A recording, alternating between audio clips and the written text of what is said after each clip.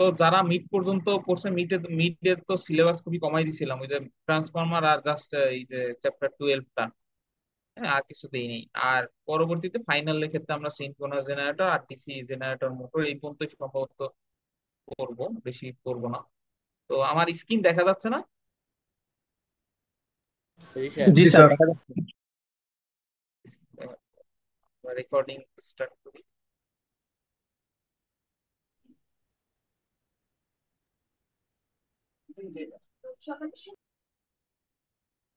ঠিক আছে। তো আমরা সিনক্রোনাস জেনারেটর সম্পর্কে পড়তেছিলাম, তো আপনাদের যদি মনে না থাকে একটু মনে করাই দেই কি আমরা পড়তেছিলাম। সেটা হচ্ছে ওই যে একটা জেনারেটর সম্পর্কে পড়তেছিলাম, যে জেনারেটর দিয়ে হচ্ছে বিদ্যুৎ উৎপাদন হয়। তো সেক্ষেত্রে জেনারেটরের ক্ষেত্রে দুইটা পার্ট থাকবে। একটা হচ্ছে আমাদের স্টেটর, আর একটা হচ্ছে এর সাথে একটা রোটরের পার্ট থাকে। এই রোটরের পার্টটাই হচ্ছে ঘুরে। তো আমরা যেটা বলতে পড়তেছি সেটা হচ্ছে সিনক্রোনাস জেনারেটর বা মোটর।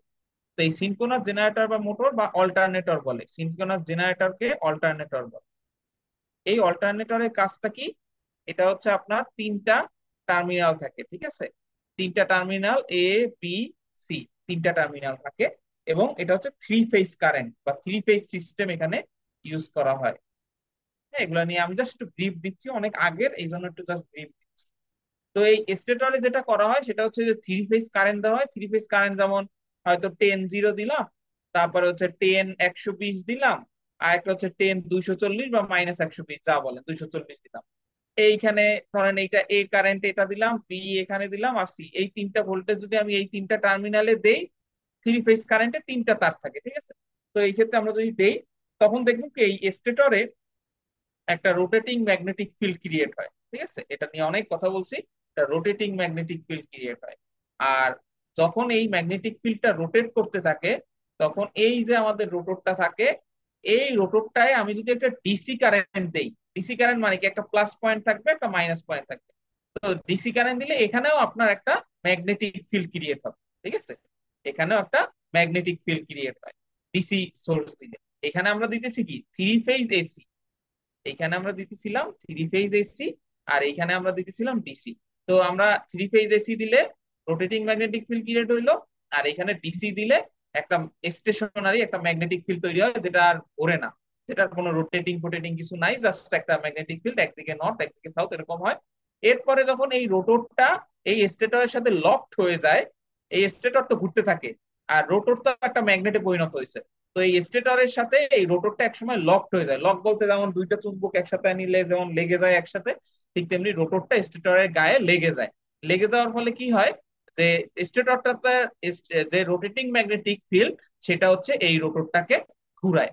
এভাবে যদি আমরা এই সাইডে বিদ্যুৎ দেই, তাইলে এই সাইডে অর্থাৎ এই স্টেটরে যদি আমরা এই থ্রি ফেজ কারেন্টটা দেই, তাইলে এইখানে আমরা দেখবো রোটরটা ঘুরতেছে।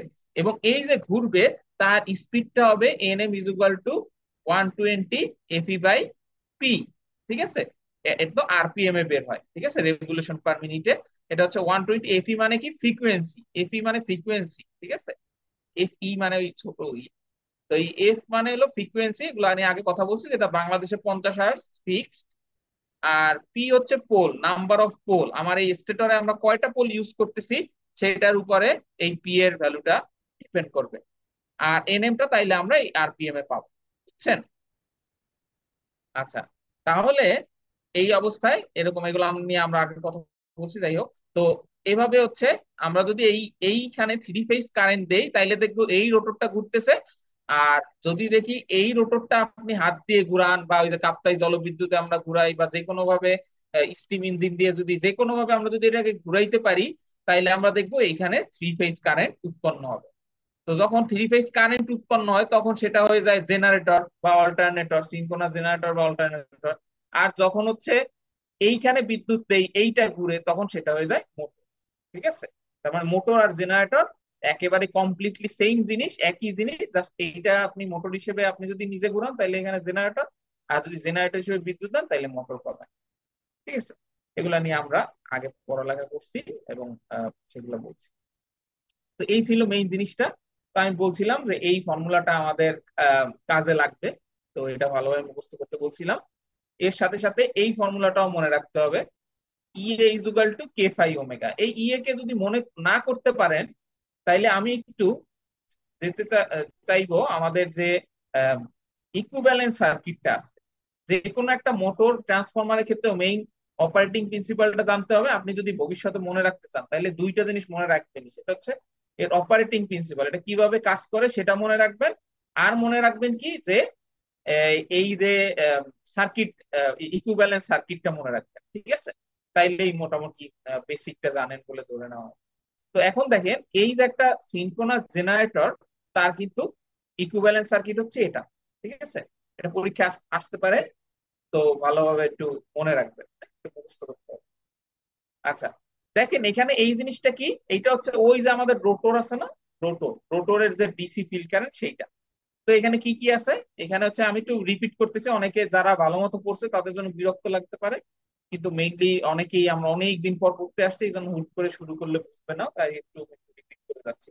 আর রেকর্ডিং আছে, একটু দেখে নিয়ে। এখানে দেখেন, এখানে হচ্ছে কারেন্ট যাচ্ছে, এটা হচ্ছে আমাদের ডিসি সোর্স, ঠিক আছে? এই যে ডিসি সোর্স, এই ডিসি সোর্স আমরা দিতেছি, এখানে একটা অ্যাডজাস্টেবল রেজিস্ট্যান্স আছে। অ্যাডজাস্টেবল মানে এটাকে পটও বলে, হ্যাঁ, পটেনশিওমিটার বা পট। এটা দিয়ে আমরা অলওয়েজ রেজিস্ট্যান্স চেঞ্জ করতে পারি। আর এটা হচ্ছে একটা ফিল্ড কারেন্ট, আর এটা হচ্ছে একটা ইন্ডাক্টর। এখানে বেসিক্যালি ওই যে ম্যাগনেটিক বুঝাইছে, আমরা তো তড়িৎ চুম্বক ইলেকট্রোম্যাগনেটিক সোর্স ইউজ করি। ইলেকট্রোম্যাগনেটিক মানে কি, আপনি কারেন্ট দিলে চুম্বক হবে, ওই যে তড়িৎ চুম্বক। তড়িৎ চুম্বক পদার্থ মানে কি, এখানে কারেন্ট দিলে এটা চুম্বক হয়। আমরা পার্মানেন্ট ম্যাগনেট এখানে ইউজ করতেছি না, আমরা তড়িৎ চুম্বক ইলেকট্রোম্যাগনেট ইউজ, মানে এখানে আমি যত বেশি কারেন্ট দিব, এই এলএফ এর মধ্যে দিয়ে যত বেশি কারেন্ট যাবে আইএফ, আপনার হচ্ছে তত বেশি স্ট্রং ম্যাগনেটিক ফিল্ড আমরা পাবো। আর এখানে দেখেন, এইখানে তিনটা কেন, দেখেন সেম জিনিস, একেবারে হুবহু সেম জিনিস, তিনটা দিছে কেন? ওই যে এটা হলো স্টেটর পার্ট, স্টেটর পার্টে তো আপনার থ্রি ফেজ, ঠিক না? এই পার্টে তো থ্রি ফেজ, তো এই তিনটা ফেজ দেখাইছে, B phi 1, B phi 2, B phi 3, এবং এগুলাকে আমরা বলি টার্মিনাল ভোল্টেজ, ঠিক আছে? আমি কিন্তু একটু র্যান্ডমলি আজকে একটু জিজ্ঞেস করব, হ্যাঁ, আমরা শেষে হয়তো একটু আলাপ আলোচনা করবো, আপাতত একটু করে নিই। তো এই টার্মিনাল ভোল্টেজ আমি র্যান্ডমলি জিজ্ঞেস করতে পারি, হ্যাঁ, এবং ওই এক্সট্রা মার্কের বিষয় আছে কিন্তু। যেমন অনেকেই কিন্তু ওই সিটিতে কিন্তু 20 পায় নাই, সিটিতে 20 কিন্তু খুবই কম পাইছে আসলে, 2-3 জন মনে হয়, বা ইয়া মেইনলি ওই যে অনেকের এক্সট্রা মার্ক ছিল, 2 মার্ক করে, ওই যে আগে খাতা দিছে সেই হিসেবে 2 মার্ক ছিল, তারপর হচ্ছে ওই যে ক্লাস পারফরমেন্সে 2 মার্ক ছিল, এরকম করে কিন্তু অনেকের 20 হয়েছে, ঠিক আছে? কাজেই ক্লাস পারফরমেন্সটাও ইম্পর্টেন্ট আছে। তো আমি কিন্তু র্যান্ডমলি জিজ্ঞেস করতে পারি, একটু খেয়াল করেন। যে যা কাজ করতেছেন একটু থামান, বাস কতটুকু সময়, এরপর তো আবার সেই কাজ করতেই পারবেন। আপাতত এইদিকে মনোযোগ দেন। তো এখানে হচ্ছে না হলে পরে শুনবো যে বুঝতেছেন না কিছু, এই টাইপ কথাবার্তা।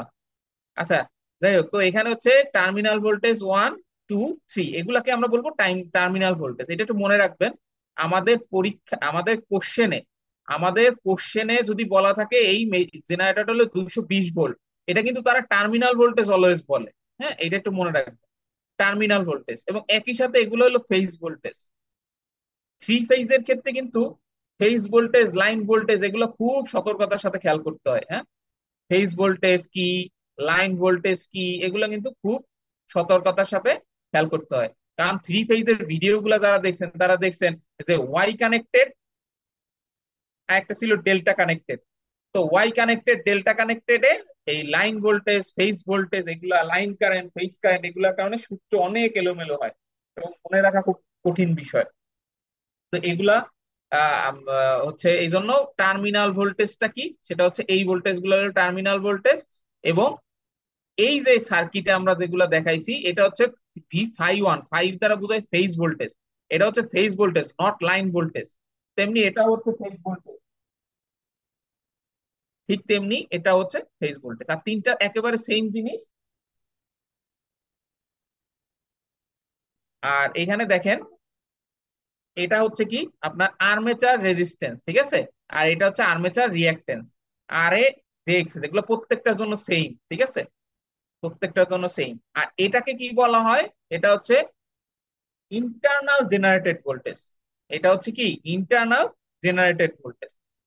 আচ্ছা, এখন এই ইএ1 ইএ2 ইন্টারনাল এটা কি আসলে? মূলত আপনি যখন এইখানে একটা পারমান এখানে যখন কারেন্ট দিবেন তখন তো একটা ম্যাগনেটিক ফিল্ড ক্রিয়েট হবে। এরপরে আপনি যখন এটাকে কোনো একভাবে ঘুরাবেন, আমাদের বিদ্যুৎ উৎপাদন কেন্দ্রে যা হয় এটাকে কি করে, কাপ্তাই জলবিদ্যুতে ওই যে উপর থেকে পানি পড়ে, তার ফলে টারবাইন ঘুরে। হ্যাঁ, টারবাইন ঘোরা মানে আসলে রোটরটা ঘুরে। তো এই রোটরটা যখন ঘুরতে থাকে, হ্যাঁ, তখন হয় কি দেখেন, তখন এই যে টার্মিনাল ভোল্টেজ গুলাতে আপনার ইএ1 ইএ2 ইএ3, অর্থাৎ স্টেটরে মূলত ইএ1 ইএ2 ইএ3 এগুলো উৎপন্ন হয়। এগুলো কিন্তু উৎপন্ন হয় না, উৎপন্ন হয় এটাই। বাট আমার যে স্টেটরের মধ্যে কিছু লস আছে, হ্যাঁ, স্টেটরের মধ্যে আর্মেচার রিয়াকশন হয়, বিভিন্ন লস আছে, এই লস গুলা করে টোরে আলটিমেটলি আমি টার্মিনালে পাই V phi 1, V phi 2, V phi 3। অর্থাৎ বুঝতেই পারতেছেন আমাদের যে ইএ এটা আসলে বড় হয়, ভি ফাই ছোট হয়, কারণ ইএটাই মেইনলি ইন্টারনাল জেনারেটেড ভোল্টেজ। হ্যাঁ, এটার মধ্যে কোনো লস নাই, বাট এইখান থেকেই লস টস হয়ে আলটিমেটলি আমরা এই ভি ফাইটা পাই। আশা করি বুঝতে পারছি। তো এই সার্কিটটা ভালোভাবে বুঝতে হবে, এটা দিয়ে আমাদের ম্যাথ আছে, আমরা মূলত বেশি থিওরি পড়বো না। আমরা এই সার্কিট ইকুইভ্যালেন্ট সার্কিটটা পড়বো আর ম্যাথ পড়বো, ঠিক আছে?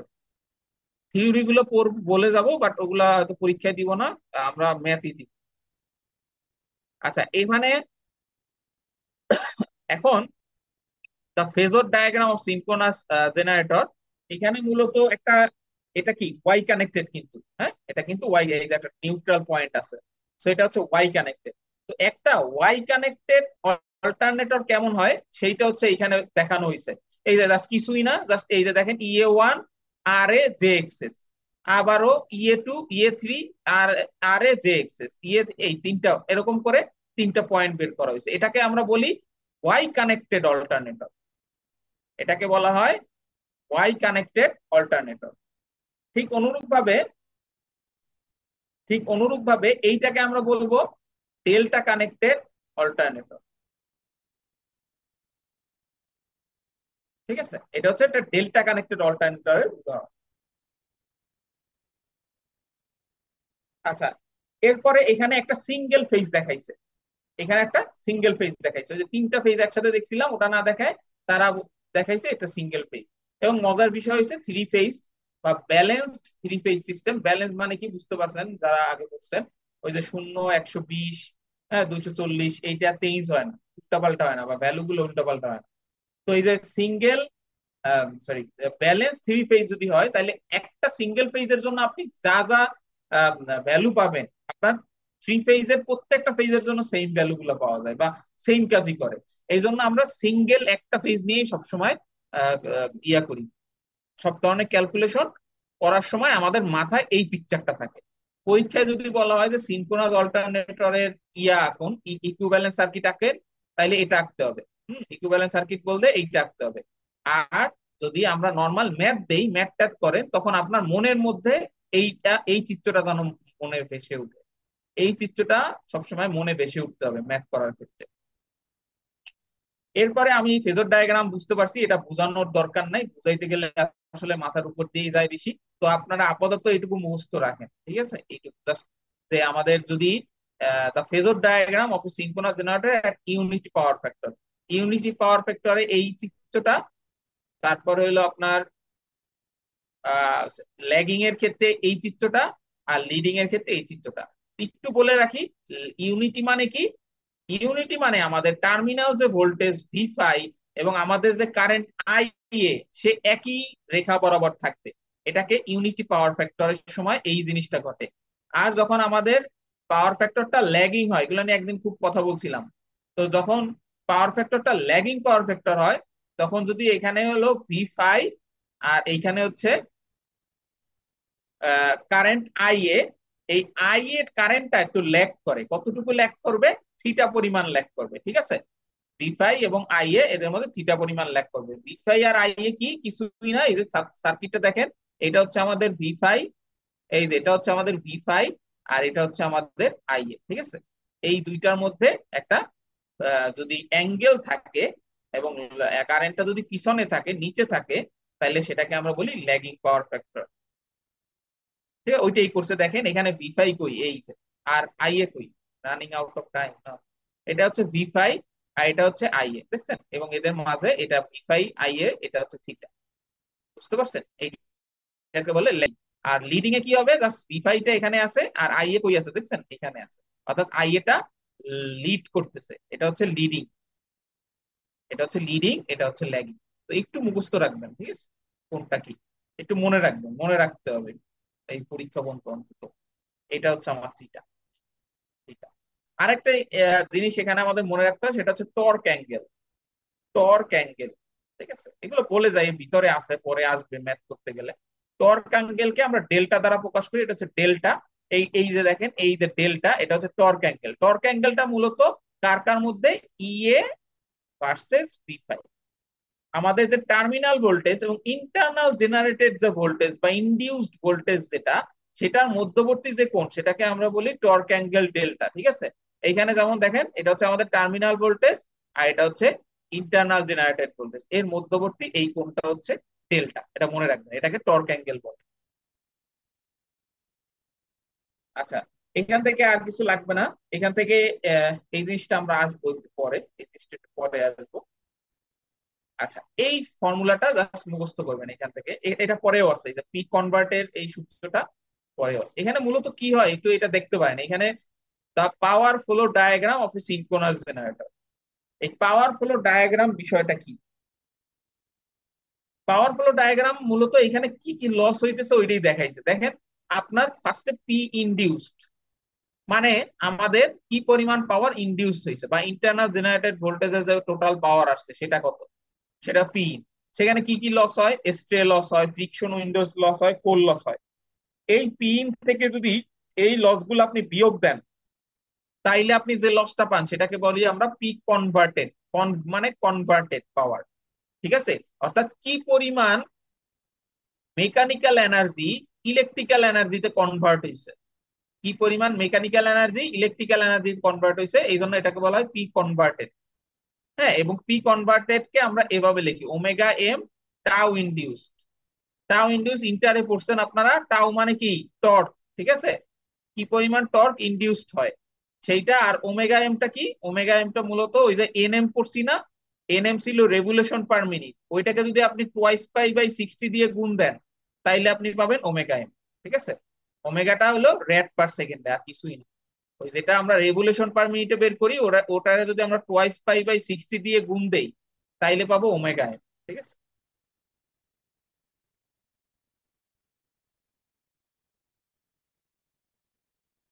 এই। আচ্ছা, এরপরে আমরা এখানে কি করলাম, পি কনভার্টেড পাইলাম, সেখান থেকে আই স্কোয়ার আর লস বা কপার লস যদি বিয়োগ দেই, তাইলে আমরা আউটপুট পাওয়ারটা পাবো। আচ্ছা, কে এমনি সবাই তো আর বুঝবে না, কিছু মানুষ তো আশা করি বুঝতেছেন। আর সবাই আগের যে পড়াগুলো আছে, মিডের পড়া, এরপরে হলো এই ভিডিও লেকচার দেখলে আশা করি আস্তে আস্তে সব ক্লিয়ার হবে। আর না হলে তো আমি আসি, অসুবিধা নেই, পরে লাগলে রিভিউ ক্লাস নিব, অসুবিধা নেই আমার। তো এখন দেখেন, এখান থেকে আমরা তাইলে কি, এই ফিগার তিনটা পড়বেন, এরপরে পাওয়ার লসের এটা একটু বুঝাই দিলাম কি হচ্ছে না হচ্ছে। মেইন জিনিস হলো পি ইন, সেখান থেকে কিছু লস বাদ দিয়ে পাইছি, লস বাদ দিয়ে পাইছি পি কনভার্টেড, আর দেন পাইছি সেখান থেকে আই স্কোয়ার লস বা কপার লস বাদ দিয়ে পাইছি পি আউট।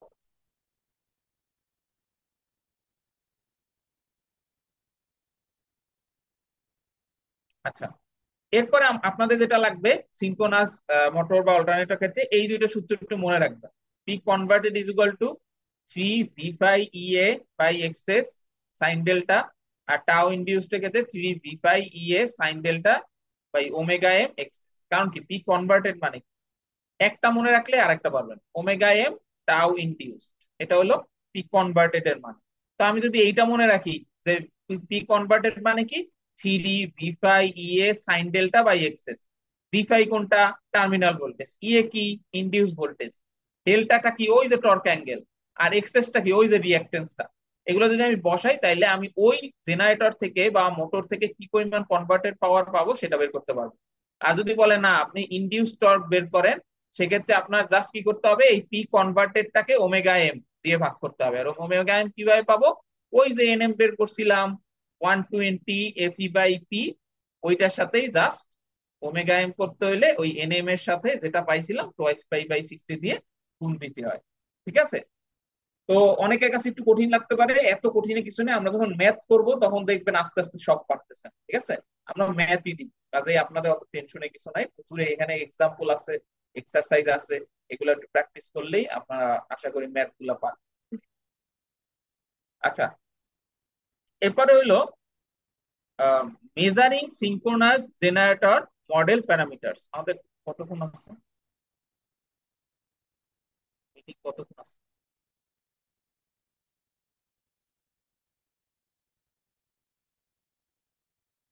3-4 মিনিট আছে। আচ্ছা, দেখেন এখানে measuring synchronous generator model parameter. এখন ট্রান্সফরমারে আপনাদের মনে আছে কিনা, ট্রান্সফরমার আমাদের যে উপাদানগুলো ছিল আর সি, এক্স এম, তারপর হচ্ছে আর ইকুইভ্যালেন্ট, এক্স ইকুইভ্যালেন্ট, এগুলো আমরা বের করা শিখছিলাম। ঠিক আছে না? আর সি, এক্স এম, আর ইকুইভ্যালেন্ট, এক্স ইকুইভ্যালেন্ট, এগুলো বের করা শিখছিলাম। ঠিক তেমনি আমাদের সিনক্রোনাস জেনারেটরের মডেল প্যারামিটার হচ্ছে জাস্ট আর এ এবং এক্সএস। আমরা যদি আর এ এবং এক্সএস বের করতে পারি, তাহলে আমরা মূলত একটা সিনক্রোনাস জেনারেটরের মডেল গুলা বা একটা ইকুইভ্যালেন্ট সার্কিট আঁকতে পারবো। বুঝছি না বুঝি নাই? ট্রান্সফরমারে এতগুলা বের করতে হইতো, আর আমাদের যে সিনক্রোনাস জেনারেটরে জাস্ট আর এ বের করতে হবে আর এক্সএস বের করতে হবে। আচ্ছা, এখন এটা কিভাবে বের করা হয়, হ্যাঁ সেইটা নিয়ে একটু কথা বলবো, একটু ধৈর্য ধরে দেখবেন ভিডিওটা। মূলত তিনটা উপায় বের করা হয়, সেটা হচ্ছে তিনটা উপায় না, মানে তিনটা প্রসিডিউর ফলো করা হয়। The relationship between the field current. What is field current? Field current হচ্ছে আমরা ওই যে ডিসি রোটরে যে ডিসি কারেন্টটা দেই, ওই রোটরের ডিসি কারেন্টটাকে বলি ফিল্ড কারেন্ট। মাথার মধ্যে গেঁথে নেন, যে জায়গায় শুনবেন ফিল্ড কারেন্ট, ফিল্ড কারেন্ট দেওয়া হয় ম্যাগনেটিক ফিল্ড উৎপাদন করার জন্য। এটা একেবারে সারা জীবনের জন্য মাথার মধ্যে গেঁথে নেন। যত জায়গায় শুনবেন যে এখানে ফিল্ড কারেন্ট আছে, ওখানে ফিল্ড কারেন্ট আছে, ফিল্ড কারেন্ট মিনস এইখানে এই কারেন্টটা দিয়ে একটা ম্যাগনেটিক ফিল্ড উৎপাদন করতে হবে। That means that it is used in a component where we use electromagnet. আর এটা হচ্ছে এরপরে হলো তো the relation between the field current and flux. Flux মানে কি? Obviously magnetic flux. And therefore between the field current and ইয়ে, মানে ফিল্ড কারেন্টকে আমরা আইএফ দ্বারা প্রকাশ করি। আইএফ এবং ফাই এর মধ্যে সম্পর্কটা আমাদেরকে জানতে হয়। তো এইটা আপনারা তো জানা লাগবে না, এগুলা প্রশ্নেই দিয়ে দেওয়া থাকে, বা এক্সামে আসলে এক্সামে এটা অলরেডি গিভেন, এটা দেওয়া থাকবে। ঠিক আছে? এটা নিয়ে আপনার প্যারা নেই। তো এখানে হচ্ছে ফিল্ড আইএফ ভার্সেস ফাই এবং আইএফ ভার্সেস ইএ, এই সম্পর্কটা আমাদের জানতে হবে। এখন দেখেন, আমরা যদি সামহাউ আইএফ ভার্সেস, হ্যাঁ আমরা যদি সামহাউ আইএফ ভার্সেস আই এর সম্পর্কটা জানি, তাইলেই কিন্তু আসলে আমরা আইএফ ভার্সেস ই এর সম্পর্কটা জানতে পারবো। কিভাবে? কারণ একটা ইম্পর্টেন্ট ইকুয়েশন চাকরি পরীক্ষাতে প্রচুর লাগতো, সেটা হচ্ছে EA is equal to K phi omega. এটা মনে রাখতে হবে always. Internally generated voltage EA is equals to K, K is somewhat constant, এটা একটা কনস্ট্যান্ট জাস্ট। ফাইটা হচ্ছে জাস্ট ফ্লাক্স, আর ওমেগাটা হচ্ছে আপনার যে রোটেশনাল স্পিড, হ্যাঁ সেটা হচ্ছে ওমেগা, রেড পার সেকেন্ডে আছে। তো এই ক্ষেত্রে দেখেন, আপনাদের আইএফ ভার্সেস ফাই জানতে হবে, এবং ফাই এন্ড ইএ এস, এটা হচ্ছে proportional, EA is proportional to phi. That's why আমরা যদি আইএফ ভার্সেস ফাই জানি, তাহলে আমরা আইএফ ভার্সেস ইএটাও জানতে পারবো একই ইকুয়েশন। আর এরপরে কি? দ্য সিনক্রোনাস রিঅ্যাকটেন্স এক্সেস, এরপরে হচ্ছে আমরা এক্সেসটা বের করি। আর দ্য আর্মেচার রেজিস্ট্যান্স আর, এই তিনটা জিনিস জানা মানে আমি একটা সিনক্রোনাস জেনারেটর সব জানতে পারছি। জাস্ট একটা রিলেশন ফার্স্টে, আইএফ ভার্সেস ফাই বা আইএফ ভার্সেস ইএ, আর হচ্ছে এক্সেসটা জানতে হয়, আর একটা হচ্ছে আর এ। এই তিনটা জিনিস জানলেই ওর 14 গোষ্ঠী সম্পর্কে আমাদের জানা হয়ে যায়। এই যে এবার এখানে একটা সম্পর্ক দেখাইছে যে আইএফ এর সাথে ই এর সম্পর্কটা কেমন হয় for case of open circuit characteristic.